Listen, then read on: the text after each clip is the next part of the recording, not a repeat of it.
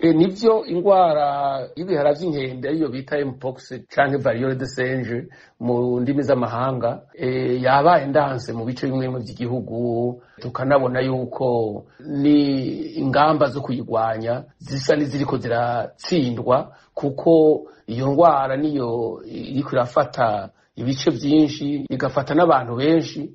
Abaganga barorera ubuvuzi igihugu bariko barakora utwo kwita udukorwa dutonyi, atari ingamba zikarishe zo guhasha iyo ngwara.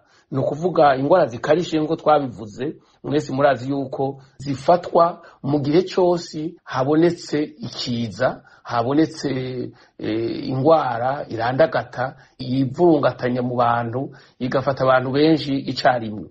No kuvuga urwego rw'igihugu ruraba kugwanya izo ngwara z'ivyaduka rwategezwa kuba rukora rufise n'ibikoresho bihagije n'ubuhinga bwose, kugira ngo bagire n'abandi bahinga bari ku rubuga nka burya baja ku rubuga rw'intambara bakagira bati twebwe turi mu kugwanya ikiza kirica, intambara irica, nico kimwe. Rero igihe cyararenze niba kugira ngo abantu bavyuke bafate ingamba zikwiye ku buryo bwose bushoboka, batabara abanyagihugu. Ni ukuvuga ivyo bica muri urya mugwi w'igihugu ujejwe kurwanya ingwara. Uwo mugwi nawo iyo hadusikiza ujamwo inzego nyinshi, ntujamwo gusa ubushikiranganji bw'amagara y'abantu, ahubwo hajamwo inzego nyinshi zijejwe mu mutekano, abajejwe intwaro, abajejwe kuvura, abaremesha kiyago, abantu bose bafise